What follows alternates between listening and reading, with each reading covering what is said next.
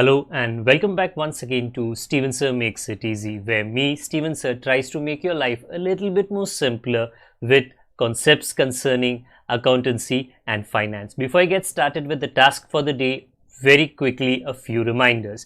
You can connect with us on our Facebook page, our Instagram ID, as well as the Twitter handle. And the most important one is the Telegram channel given above. If you have not installed Telegram on your mobile phone and you are a subscriber of the channel, it's my request, please get connected to the Telegram channel above, join it, so that this particular Telegram channel is used for official communication to inform you, to update you about the lectures that will be premiered the next day, as well as the most important thing, the PDF of the question and answer, whatever is coached and tutored on this particular platform will be shared at the end of that particular chapter, so that you can download it and use it for your future reference basis.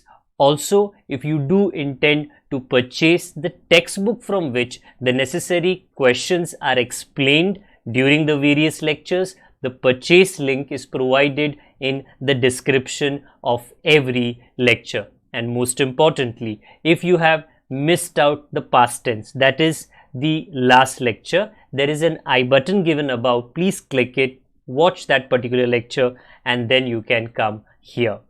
Very importantly, at the end is, if you have not subscribed to our YouTube channel, please do make that a task for the day and subscribe to our channel, and together with that also press the bell icon so that Mr. YouTube notifies you about lectures which are uploaded on this particular platform.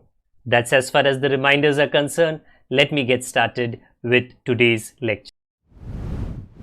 Hello and welcome back to Steven sir makes it easy, जहाँ पे मैं आज आपको issue of shares के कुछ concepts दोबारा नहीं, पहली बार पढ़ाना चाहूँगा. ओके, इश्यू ऑफ शेयर्स में आपका टाइम और मेरा भी टाइम ज़ाया नहीं करना चाहता हूँ. जल्द से आज शुरुआत कर देता हूँ कि कुछ जानकारी हमने पिछले कुछ लेक्चर्स से सीख लिया है कि कंपनी क्या होती है, शेयर्स कैसे बेच सकती है, और कौन से टाइप के शेयर्स होते हैं, कौन से टाइप के शेयर कैपिटल होते हैं, और पिछली बार अगर मैं गलती नहीं कर रहा हूँ उस कैपिटल्स को किस तरह प्रेजेंट किया जाना चाहिए. उसके बाद में बारी आई कि शेयर्स को किस तरह से बेचा जाता है, जिसकी काफ़ी वैरायटी थी. ये पूरा इन्फॉर्मेशन हमने पिछली बार कवर अप कर लिया है. आज मैं थोड़े और डिटेल में जाता हूँ. अगर आप कभी किसी गाड़ी में बैठो और आपको कहा जाए चलो शुरू करो, क्या गाड़ी को चलाना शुरू करो, तो अगर इसके पहले आपने गाड़ी नहीं चलाई, आप कुछ सवाल तो करोगे कि सर पहले क्या करूं. तो वो बोलेगा चलो भाई दरवाज़ा खोलो. Okay sir. सर दूसरा, अरे बैठ जाओ अंदर. अच्छा सर तीसरा, अरे चाबी ले लो, चाबी लगाओ. आजकल मॉडर्न गाड़ियाँ है तो बटन होता है जी.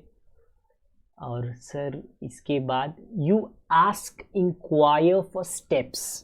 सर पहला क्या, सर दूसरा क्या, सर तीसरा क्या, सर चौथा क्या. उसी तरीके से आज जब हम पब्लिक इशू ऑफ शेयर्स सीखेंगे, मैं आपको ये बताना चाहूँगा कि ये पब्लिक इशू मतलब पब्लिक को, कोई भी पब्लिक में खड़ा रह सकता है. शेयर्स बेचते कैसे हैं कि ये यहाँ पे आ, ये रख शेयर, चल पैसे दे. नहीं जी, ऐसे तो होता नहीं है.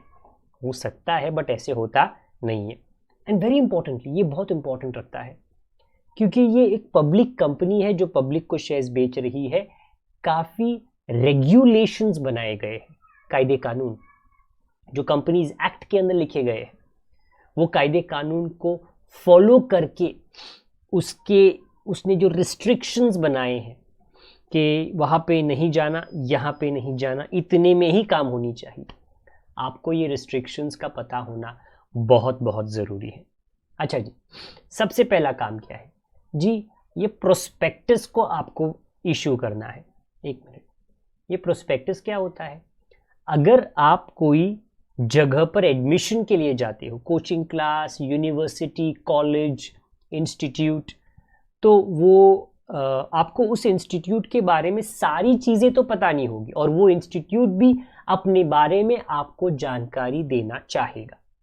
तो वो अपना एक प्रोस्पेक्टस, एक छोटी सी मैगजीन, एक छोटा सा बुकलेट बनाती है, और उसके अंदर अपना पूरा हिस्ट्री, इतिहास, ज्योग्राफी, अचीवमेंट्स, स्टूडेंट्स, सारे कोर्सेज, इंफॉर्मेशन लिख देती है, और वो आपको देती है। सर रखो, आप आए हो हमारे बारे में पूछने के लिए, सर रखो, आराम से आप पढ़ लो सर, बाकी इंफॉर्मेशन हम आपको देते हैं बट आराम से आप ये पढ़ लो। उसी तरह जब कंपनी की जानकारी कंपनी को लोगों को देनी है, वो एक प्रोस्पेक्टस इशू करती है, जिसके अंदर कंपनी का पूरा इंफॉर्मेशन, भूतकाल, वर्तमान काल, भविष्य में वो क्या सोचती है, क्या करना चाहती है, वो क्या कर चुकी है, क्या अच्छा क्या बुरा, सारा कुछ वर्णन होता है डिटेल में, ताकि जो पैसे डालने वाला है शेयर्स खरीद के, उसको ये बराबर से पता हो कि ये कंपनी क्या थी, क्या है और क्या आगे करने वाली है। देन अकॉर्डिंगली वो एक इन्फॉर्म्ड डिसीजन ले सकता है, निर्णय ले सकता है, पैसे डालूं कि ना डालूं, पैसे डालूं कि ना डालूं। दूसरा स्टेप, जब शेयर्स बेचने की कोशिश की जाती है, रिसिप्ट ऑफ एप्लीकेशंस। तो ये कंपनी क्या करती है, ये अपने कुछ एजेंट्स अपॉइंट करती है। हाँ, अभी ये जो एजेंट्स होते हैं ये कभी कभी बैंक्स होते हैं, कभी फाइनेंशियल इंस्टीट्यूशंस होते हैं, बराबर, और ये एजेंट्स मदद करते हैं शेयर्स को बेचने में। अगर आप मेरे पीछे ये पढ़ो, कहा है एज पर section 39 subsection 2 of the companies act 2013, the amount payable on application on every security shares shall not be less than 5% of the nominal amount of the share or such other percentage or amount as may be specified by SEBI by making regulations in this behalf। ज़्यादा complicate नहीं करते हैं। अगर 100 rupees का shares आप बेच रहे हो तो एप्लीकेशन के टाइम पे कम से कम उसका 5% आपको पब्लिक से लेना है। ये पब्लिक ब्रोकर के द्वारा या बैंक्स के द्वारा एप्लीकेशन फॉर्म भर के देती है। 5% से कम नहीं, 5% कम से कम, आप उससे ज़्यादा ले सकते हो बट 5% तक आपको लेना है एप्लीकेशन के टाइम पे, ताकि पता चल सके कि जो ये शेयर्स खरीदने वाला है ना वो सीरियस है, वो यहाँ पे टाइम पास करने के लिए नहीं आया। अगर कोई भी शॉपिंग मॉल में काफ़ी लोग आते हैं हवाबाजी करने, हवा खाने, बट कुछ लोग एक्चुअली दुकानों में जाते हैं और कोई प्रोडक्ट खरीदते हैं। तो अगर वो मॉल, शॉपिंग मॉल एक दिन ये निर्णय ले, ये टाइम पास वालों को भगा देते हैं, तो क्या करने का, जब एंट्री होती है ना मॉल की, वहाँ पे कोई फी लगा दो, 50 रुपये, 100 रुपये, 200 रुपये, 500 रुपये। तो जो सीरियस है, अंदर जाकर कोई प्रोडक्ट उनको खरीदना है, वो एंट्री फी दे देंगे।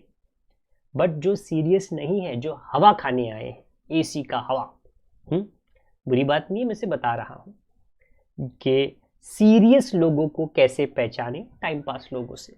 हाँ, तो वो लोग कहेंगे कि नहीं यार, हवा खाने के लिए कौन 400-500 रुपये देता है, छोड़ो मैं यहाँ पे जाता नहीं। हाँ, तो यहाँ पर अलॉटमेंट ऑफ शेयर्स का मतलब क्या है, जो एप्लीकेशन आते हैं उनमें से कंपनी सोच समझकर या तो सारे लोगों को या तो कुछ लोगों को मंजूरी देती है, हाँ भाई आपको हम हमारे शेयर्स दे रहे हैं। पढ़ लेते हैं, no allotment of any shares of a company offered to the public for subscription shall be made unless the amount stated in the prospectus as the minimum amount has been subscribed and the sums payable on application for the amount so stated has been paid to and received by the company by check or other instrument। So allotment तभी किया जाएगा जब application का procedure बराबर से किया गया है और उसका पूरा पैसा आ चुका है। अगर एप्लीकेशन के टाइम पे थोड़ी गड़बड़ी हो जाती है, 5% का है ना मिनिमम पैसा आना चाहिए, अगर ना आए तो अलॉटमेंट का दूसरा स्टेप हो ही नहीं सकता। डांस बड़ा अजीब दिखेगा अगर स्टेप 1 में ही गड़बड़ कर दिया है तो। आगे कहा है, allotment letters are sent to those who are allotted certain number of shares अगर कोई जाके देखिए, अगर आपको कोई कॉलेज में एडमिशन चाहिए तो पहले आप एप्लीकेशन फॉर्म भरोगे, ऑनलाइन ऑफलाइन वो डिपेंड करता है। ऐसे करके अगर कंपनी, अगर वो कॉलेज बहुत फेमस कॉलेज है तो बहुत बच्चों ने, हो सकता है कॉलेज में 500 सीट है, हो सकता है 2000 बच्चों ने फॉर्म भर दिया, अभी 2000 सीट तो है नहीं, तो जिनको सीट मिलेगा उनको पॉजिटिव मेल जाएगा, ईमेल, और जिनको सीट नहीं मिलेगा जी उनको ना वाला ईमेल चला जाएगा, रिग्रेट लेटर। यहाँ पे भी ऐसा ही है, जिन लोगों को शेयर दिया जाता है उन लोगों को एक पॉजिटिव लेटर भेजा जाता है, और जिन लोगों को शेयर नहीं दिया गया है उन लोगों को रिग्रेट लेटर, आप ठीक मेरे पीछे देख सकते हो, क्योंकि और उनका जो पूरा पैसा है रखा नहीं जाता, पूरा पैसा लौटाया जाता है। On shares being allotted, the second instalment is demanded as allotment money. तो पैसा जो होता है शेयर होल्डर से एक साथ नहीं लिया जाता, ये पहले भी मैंने आपको बताया है। अगर एक 10 रुपये का शेयर है उसको हिस्सों में बांटा जाता है, 2.5 रुपये, 3 रुपये, 2.5 रुपये ऐसे करके, ताकि शेयर होल्डर को पूरे पैसे देने की चिंता ना करनी पड़े, वो थोड़े थोड़े करके ये पैसे दे सकता है।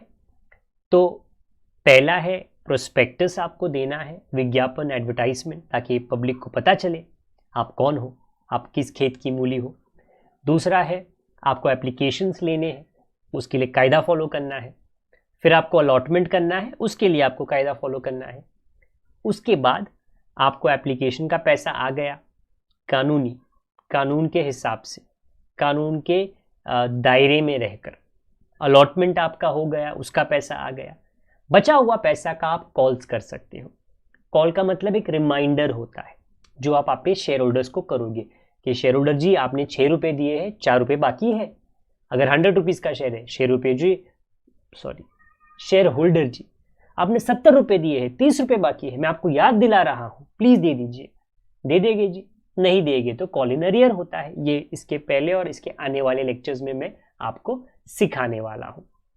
कहा है आफ्टर रिसीविंग अलॉटमेंट का पैसा दी कंपनी मेक्स द कॉल, अपने हिसाब से 6 महीने बाद, 1 साल बाद, 2 साल बाद। If the calls are more than 1 they are serially numbered, के फर्स्ट कॉल किया, दूसरा कॉल किया, फाइनल कॉल किया। A call is a demand, okay ध्यान से पढ़िए, बाय द कंपनी, मतलब कंपनी जो है ना, मैंने तो अभी नहीं रिक्वेस्ट किया, बट कंपनी बोलती पैसे दो, इसके पहले आपने एप्लीकेशन दिया, अलॉटमेंट दिया, बाकी के पैसे दो। Order is a demand by the company to pay the remaining amount other than the application and allotment. Important. At least 14 days notice must be given to shareholders for payment of call. आप ऐसा नहीं कर सकते, call किया चल आजा, अरे क्या आजा, दोस्त तैयारी नहीं है, ओके दोस्त खाना खा रहा है, बिजी है अपने घर पर, कैसे आएगा, टाइम तो दो, 1 घंटा 2 घंटा, हाँ 2 घंटे में आजा, हाँ 4 घंटे में आजा। उसी तरह आपको शेयर होल्डर्स को 14 डेज का एडवांस रिमाइंडर देना पड़ता है, ताकि वो आने वाले 2 सप्ताह में जो पैसे है उसका बंदोबस्त करके आपको भुगतान कर सके। ये जी प्रोसीजर है। जब आप पब्लिक इश्यू ऑफ शेयर्स करते हो तो आपको कौन से कायदे और आपको कौन सा लिमिटेशन, आपको कौन से परसेंटेजेस, आपको कितने दिन याद रखने हैं। आने वाले प्रॉब्लम्स में ये अकाउंटिंग के नज़रिए से कैसे होता है, एप्लीकेशन कैसे होता है, अलॉटमेंट कैसे होता है, इसकी चर्चा मैं आपके साथ में करने वाला हूँ। तब तक के लिए थोड़ा धैर्य रखिए। आई होप ये वाली कहानी नहीं है, हकीकत आपको समझ आ गई। कोई डाउट रहेगा कमेंट बॉक्स का इस्तेमाल आप ज़रूर करें। अगर आपको हमें थैंक यू कहना है, नो प्रॉब्लम जी, हमको प्रोत्साहना मिलती है उससे, उसके लिए भी कमेंट बॉक्स खुला है। नेगेटिव और positive comments both are welcome, something for us to learn from.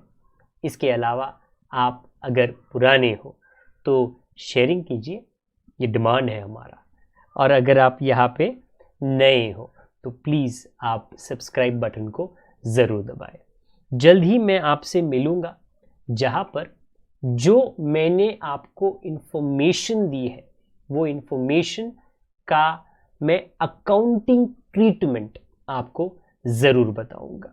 सो जहाँ तक ये मैंने आपको समझाया था, आपको वही कहानी थोड़े आगे में लेकर जाऊंगा। तब तक जी कि ये पीछे क्या है, कैसे सॉल्व करना है, उसके लिए थोड़ा समय ज़रूर दें। वो सस्पेंस अभी के लिए बनाए रखते हैं। जब तक दोबारा ना मिलूँ मैं आपसे, अपना ख्याल रखिए, बड़ों का, छोटों का, परिवार वालों का, सभी का ख्याल रखिए। Good day to all of you. God bless. Bye for now.